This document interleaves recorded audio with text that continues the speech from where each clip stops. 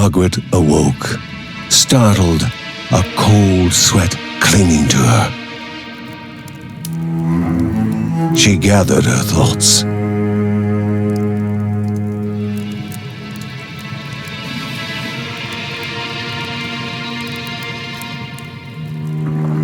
Aged wood creaked, echoing through the quiet rooms.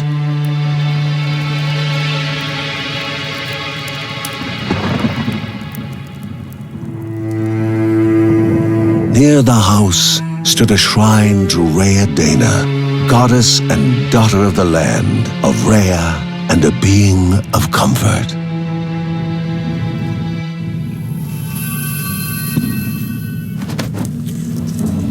Margaret sought answers. But the goddess did not speak.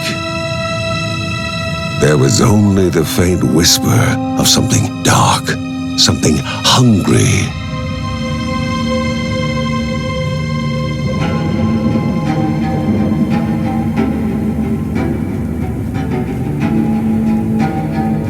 The old seer's bones felt the weight of their age as she climbed.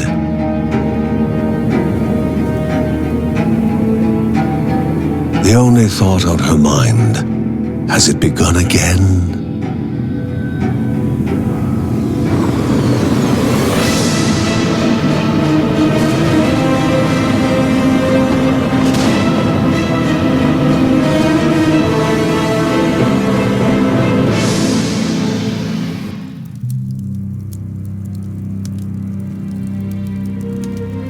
John's mission would be a simple one.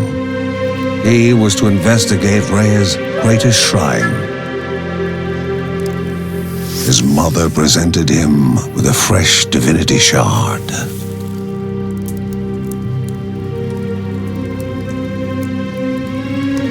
From his brother came a newly sharpened sword.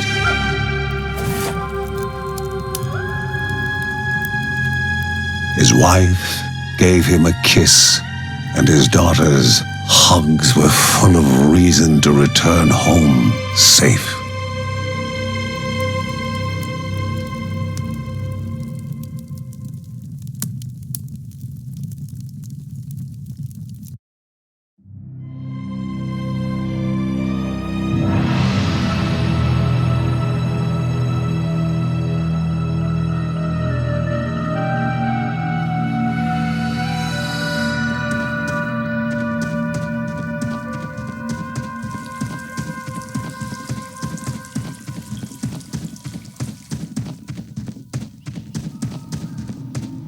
Rhea, a land long forgotten, a place of unimaginable beauty.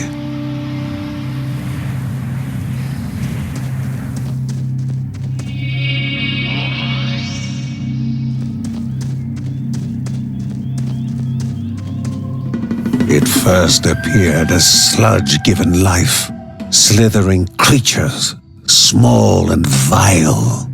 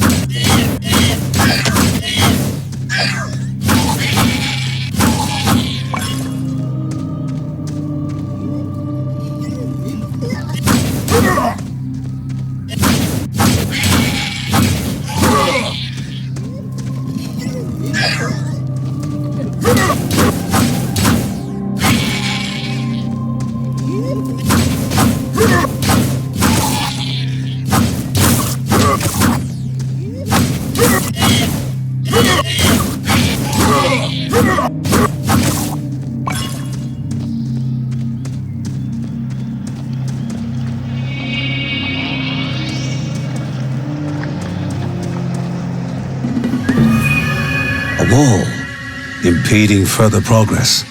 A battle was certain.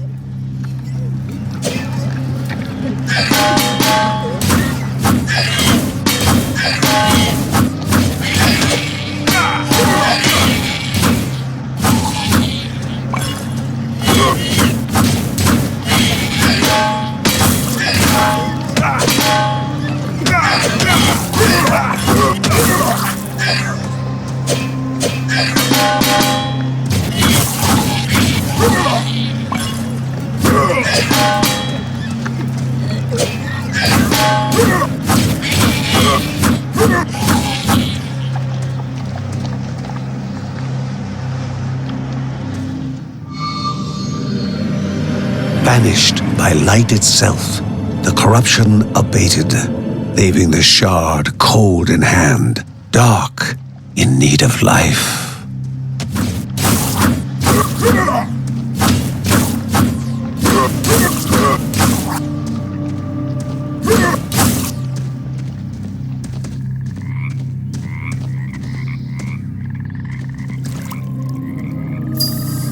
The shard grew warm, humming softly from the harnessed energy.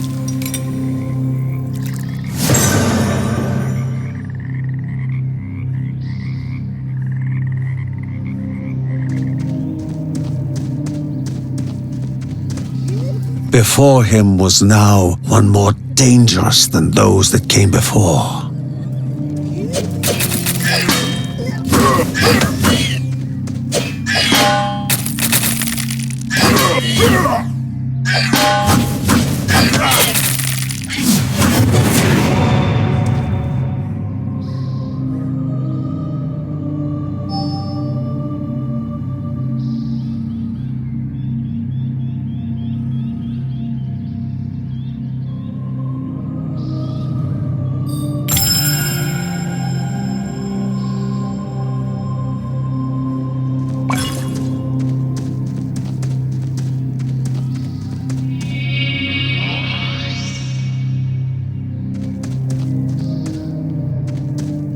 Goblins, a familiar threat, albeit farther out than usual.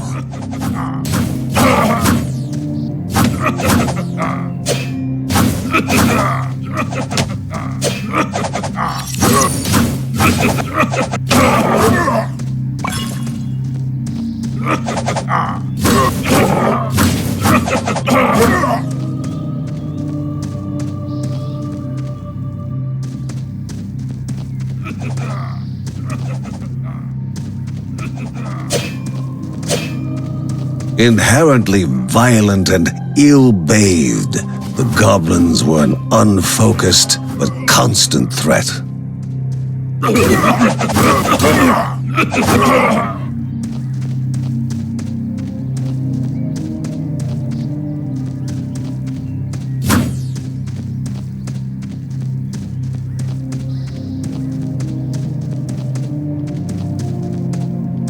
Magnificent but dangerous, a land of love found and of love lost.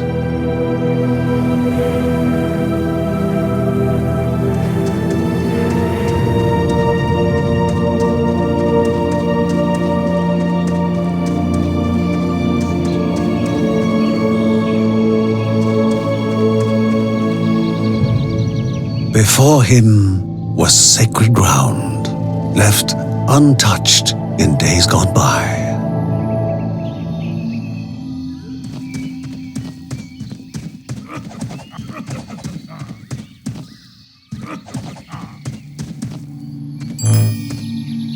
Remaining calm and collected, the shock of his heart-skipping beats was concealed in expert fashion.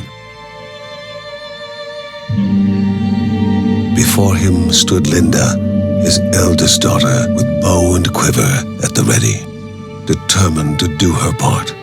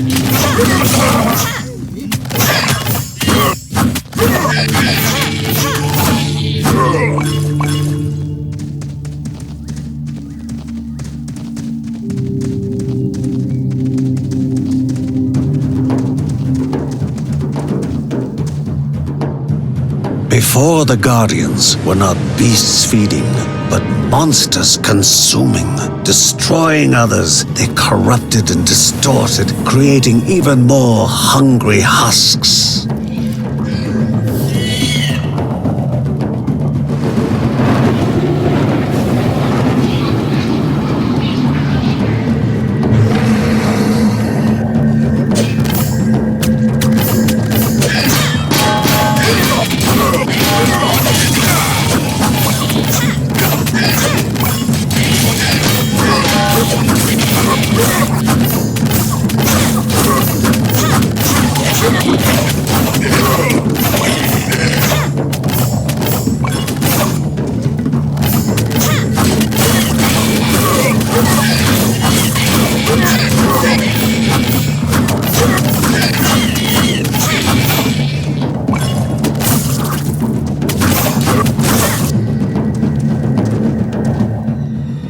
Both father and daughter gathered their thoughts, their hearts heavier than before.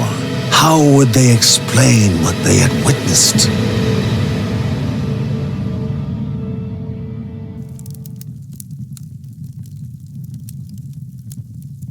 The ancient tree had been cut down. Together, father and daughter described the horror, the creatures dripping with decay that slithered into bodies stuck between life and death to bolster their ranks. Grandma Margaret confirmed what they all feared. It was the corruption, a cruel entity spoken of only with hushed voices, an ocean of darkness that flowed from the top of Mount MORTA. And the Bergsons' duty was to stand against this devouring deluge of death. Kevin was also eager to do his part in the family's fight, especially when his older brother Mark was off somewhere. He was as much a guardian of their mountain home as any of them. She stood. If they were to reach the summit and destroy this evil, as the Bergsons of old had done in the past, they would need the assistance of the sanctuary.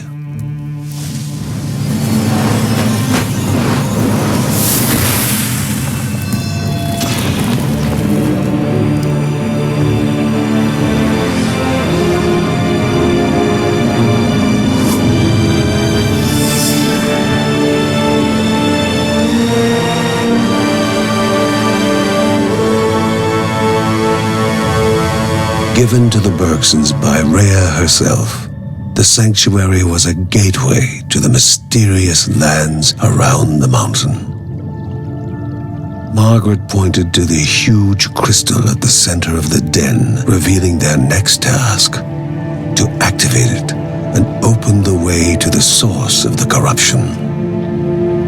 And once Rhea's 3 spirits are gathered on the grounds, the only gate to the top of Mount MORTA will open in this chamber.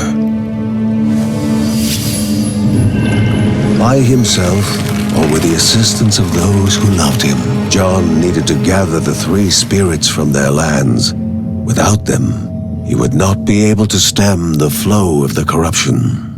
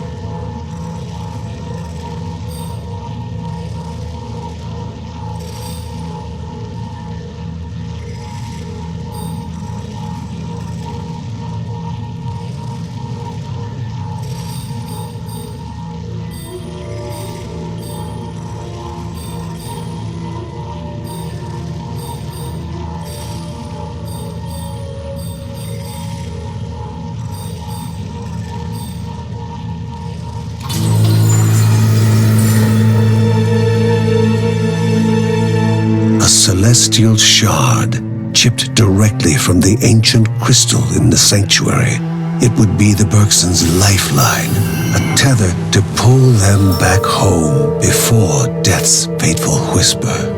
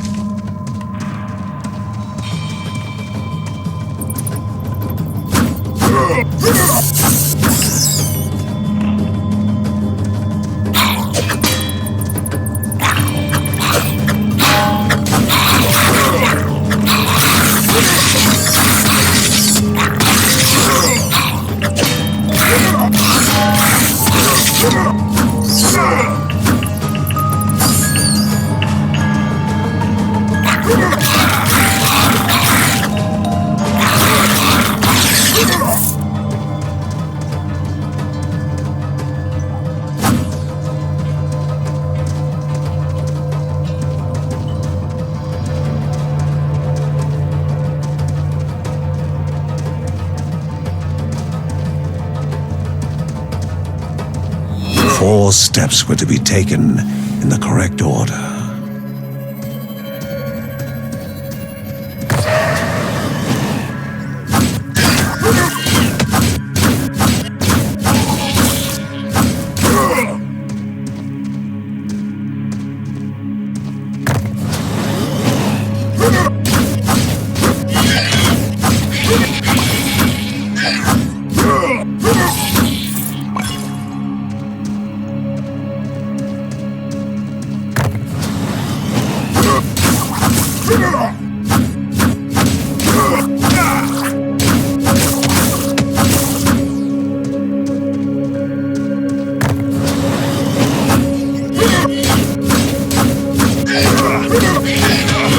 The Bergson began to slip away, wondering if this was death.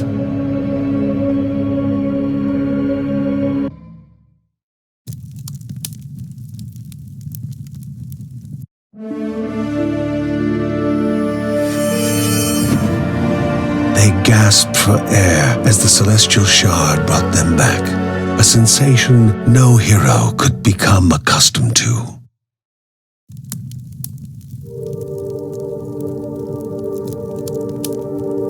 As she heard John and Linda describe their foray, thoughts rushed through Margaret's head. The corruption had amplified the creature's wickedness, and no longer were they part of the harmony of the Rhea. With the new threats looming, Margaret asked Ben to prepare his workshop. He would have to take charge of enhancing the warrior family's weapons and armor.